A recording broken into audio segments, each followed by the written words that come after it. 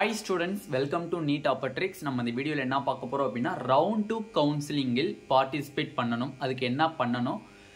Previousா ஒரு வீடியோ போட்டுருந்தோம். அதுல நிறைய parents கொஞ்சம் ராங்கா புரிஞ்சுக்கிட்டீங்க. அத தான் இந்த வீடியோல டிஸ்கஸ் பண்ண போறோம். வாங்க வீடியோக்குள்ள போறதுக்கு முன்னாடி நம்மளோட Neet Tricks சேனலை subscribe பண்ணிக்கோங்க. கூடவே இருக்கக்கூடிய bell button-ஐ click பண்ணிக்கோங்க. அப்ப நம்ம போடக்கூடிய வீடியோ உங்களுக்கு நோட்டிஃபிகேஷனா வரும்.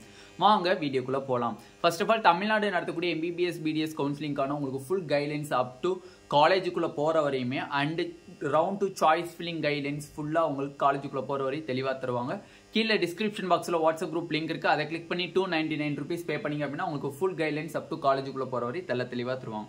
இப்போ ஃபர்ஸ்ட் ஆஃப் ஆல் ப்ரீவியஸா ஒரு வீடியோ போட்டுருந்தோம். round 2 counseling updates ன்னு சொல்லி போட்டுருந்தோம்.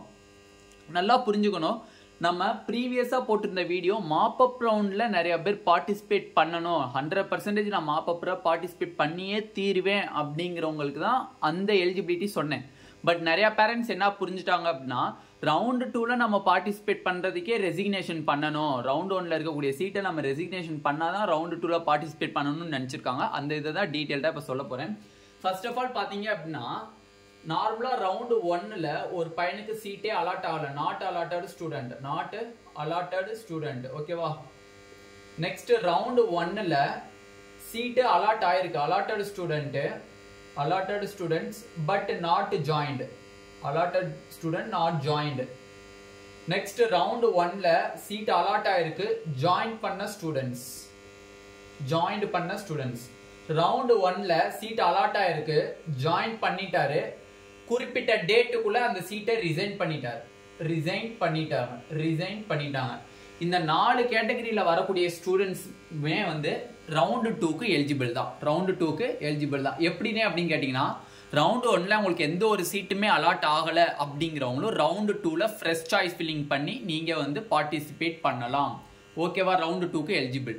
ரவுண்ட் 1ல எனக்கு ஒரு சீட் அலாட் ஆச்சுன்னா ஆனா அந்த சீட் எனக்கு பிடிக்கல, அதனால நான் ஜாயின் பண்ணல, ஃப்ரீ எக்ஸிஸ்ட் பண்ணிட்டேன் அப்படிங்கிற ஸ்டூடெண்ட்ஸும் eligible for round 2 counselling.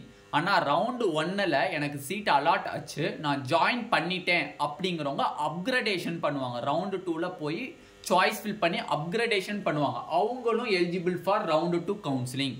Next round 1ல எனக்கு சீட்டு கிடைச்சிருக்குன்னா ஜாயின் பண்ணிட்டேன், ஜாயின் பண்ணதுக்கு அப்புறம் எனக்கு அந்த காலேஜ் பிடிக்கல, அங்க இருக்கிற ஃபெசிலிட்டிஸ் எனக்கு பிடிக்கல அப்படின்ட்டு அவங்க சொன்ன டேட்டுக்குள்ள ரிசைன் பண்ண ஸ்டூடெண்ட்ஸும் எலிஜிபிள் ஃபார் ரவுண்ட் 2 கவுன்சிலிங். இவங்க தான் எலிஜிபிள் ஸ்டூடெண்ட்ஸ். அப்ப ரவுண்ட் 1 சீட் அலாட் ஆகலைனாலும் பரவாயில்ல, அலாட் ஆகி ஜாயின் பண்ணலைனாலும் பரவாயில்ல, அலாட் ஆகி ஜாயின் பண்ணவங்களும் எலிஜிபிலிட்டி இருக்கு, அலாட் ஆகி ஜாயின் பண்ணிட்டு குறிப்பிட்ட டேட்டுக்குள்ள ரிசைன் பண்ணவங்களும் எலிஜிபிலிட்டி ஃபார் ரவுண்ட் 2 கவுன்சிலிங். ஓகேவா. மாப் அப் ரவுண்ட் கவுன்சிலிங் தான் என்ன சொல்லியிருந்தேன் அப்படின்னா ரவுண்ட் 1ல உங்களுக்கு ஒரு சீட்டு அலாட்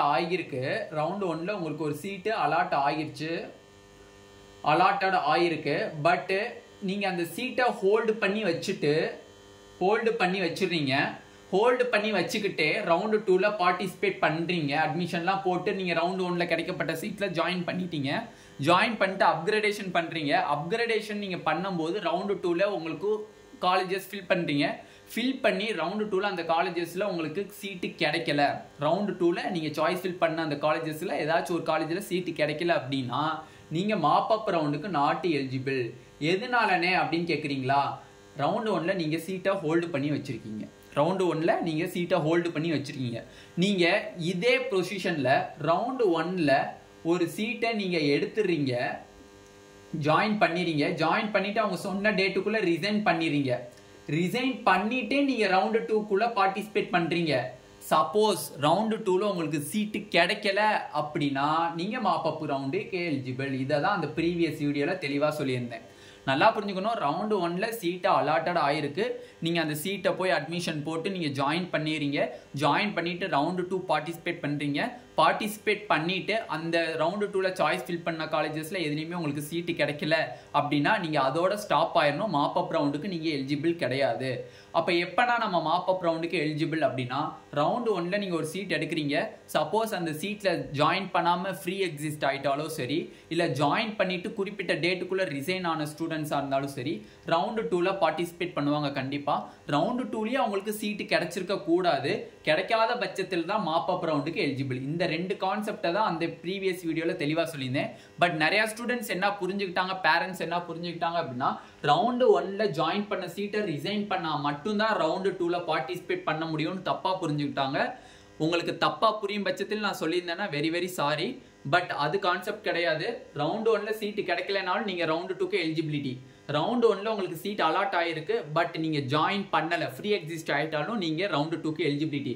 ரவுண்டு 1ல எனக்கு சீட்டு கிடைச்சிருச்சுன்னா குறிப்பிட்ட சீட்டில் போய் நீங்கள் ஜாயின் பண்ணிட்டீங்க. ஜாயின் பண்ணிவிட்டு ரவுண்டு 2க்கு சாய்ஸ் ஃபில் பண்ணாலும் நீங்கள் எலிஜிபிலிட்டி ரவுண்ட் 2 கவுன்சிலிங்க்கு. ரவுண்டு 1ல சீட் அலாட் ஆகிருக்கு, உங்களுக்கு சீட்டில் ஜாயின் பண்ணிட்டீங்க, பட் ஜாயின் பண்ணதுக்கப்புறம் உங்களுக்கு அந்த காலேஜ் பிடிக்கலன்னு சொல்லி குறிப்பிட்ட டேட்டுக்குள்ளே ரிசைன் பண்ணிட்டாலும் நீங்கள் ரவுண்டு 2 கவுன்சிலிங்க்கு எலிஜிபிலிட்டி தான். ஓகேவா? அந்த ப்ரீவியஸ் வீடியோவில் நான் full and full mop up round eligibility ஸ்டூடெண்ட்ஸை தான் நான் தெளிவாக சொல்லியிருக்கேன். அந்த வீடியோவை ஃபுல்லாக பாருங்கள். பாதியிலேருந்து பார்த்தீங்க அப்படின்னா உங்களுக்கு இந்த மீனிங்கில் தான் புரியும். பட் ஸ்டார்டிங்லேருந்து அந்த வீடியோனுடைய ஸ்டார்டிங்லேருந்து எண்டு வரையும் பார்த்தீங்க அப்படின்னா உங்களுக்கு ஃபுல் கிளாரிஃபிகேஷன் கிடைக்கும். எதுக்காண்டி அந்த இதை சொல்லியிருக்கோம், நம்ம மாப் அப் காண்டி சொல்லியிருக்கோம் அப்படிங்கிறது தெளிவாக தெரியும். ரவுண்டு 2வில் நீங்கள் பார்ட்டிசிபேட் பண்ணணும்னா இந்த 4 கேசஸ் இருந்தாலே போதும், நீங்கள் கண்டிப்பாக பார்ட்டிசிபேட் பண்ணிடலாம். இன்னொரு கேஸ் என்னன்னா, ஆல் இந்தியா கோட்டா ரவுண்டு 2ல நீங்கள் சீட் எடுத்துருக்க கூடாது. ஆல் இந்தியா கோட்டா ரவுண்டு 2ல நீங்கள் சீட் எடுக்காத பட்சத்தில் ஸ்டேட் கோட்டா ரவுண்டு 2க்கு நீங்கள் eligible. All India quota round 2ல நீங்க பார்ட்டிசிபேட் பண்ணலாம். பார்ட்டிசிபேட் பண்ணி நீங்க சீட்டை ஹோல்டு பண்ணிட்டீங்க, சீட் உங்களுக்கு அலாட் ஆயிருச்சு அப்படின்னாலே நீங்க not eligible for state quota subsequent round 2 mop up round stray vacancy state கோட்டால நீங்க பார்ட்டிசிபேட் பண்ண முடியாது. Suppose all India quota round 2ல உங்களுக்கு சீட்டு நாட் அலாட்டட் அப்படின்னு வந்துருச்சு அப்படின்னா நீங்க eligible for state quota round 2 counselling. ஓகேவா? இப்போ இந்த வீடியோல தெளிவா சொல்லியிருக்கேன். கண்டிப்பாக பேரண்ட்ஸ் அண்ட் ஸ்டூடெண்ட்ஸ்க்கு தெளிவாக புரியும் நம்புகிறேன். இந்த வீடியோ உங்களுக்கு பிடிச்சிருந்துச்சு அப்படின்னா நம்மளோட நீட் ஆப்பர்ட்ரிக் சேனலை சப்ஸ்கிரைப் பண்ணிக்கோங்க. கூடவே இருக்கக்கூடிய பெல் பட்டனை கிளிக் பண்ணிக்கோங்க. அப்போ தான் நம்ம போடக்கூடிய வீடியோ உங்களுக்கு நோட்டிஃபிகேஷனாக வரும். உங்கள் ஃப்ரெண்ட்ஸ் எல்லாத்துக்குமே ஷேர் பண்ணுங்கள். ஏன்னா எக்கச்சக்கமான பேர் ப்ரீவியஸ் வீடியோவை பாதியிலேருந்து பார்த்துருப்பீங்க, இல்லைனா தள்ளி விட்டு பார்த்துருப்பீங்க. அதனால தான் உங்களுக்கு புரியலை. அதனால தான் சொல்கிறேன், வீடியோவை ஸ்கிப் பண்ணாமல் பார்த்தா தான் உங்களுக்கு தெளிவாக புரியும். ஓகேவா? பாதியிலேருந்து பார்த்துட்டு ஒரு பேரண்ட்ஸ்லாம் கால் பண்ணாங்க, ஏன் சார் ரிசைன் பண்ணணுமா? இல்லை சார், நான் பாதியிலேருந்து தான் பார்த்தேன், அதனால தான் எனக்கு புரியல அப்படின்னு சொல்கிறாங்க. அதனால் ஃபுல்லாக பார்த்தா தான் உங்களுக்கு அந்த வீடியோனுடைய அதில் என்ன சொல்கிறோம் அப்படிங்கிறது உங்களுக்கு தெளிவாக தெரியும். ஓகேவா? உங்கள் ஃப்ரெண்ட்ஸ் எல்லாத்துக்கும் அதை ஷேர் பண்ணிடுங்க. தயவு செஞ்சு நான் என் பக்கத்தில் இருந்து தப்புன்னு உங்களுக்கு தோணுது அப்படின்னா ஐ ஆம் வெரி சாரி. நான் வந்து கரெக்டான ஒரு மீனிங்கில் மாப் அப் ரவுண்ட் கவுன்சிலிங்கை பேஸ் பண்ணி தான் சொல்லியிருக்கேன். வேணும்னா நீங்கள் ஃபுல்லாக வீடியோவை பாருங்கள், பார்த்துட்டு எனக்கு கமெண்ட் செக்ஷனில் கமெண்ட் பண்ணுங்கள். அதுக்கு மேலே ஏதாச்சும் டவுட் இருக்குது அப்படின்னா கமெண்ட் செக்ஷனில் கமெண்ட் பண்ணுங்கள். கண்டிப்பாக நான் ரிப்ளை பண்ணுறேன். Thank you students.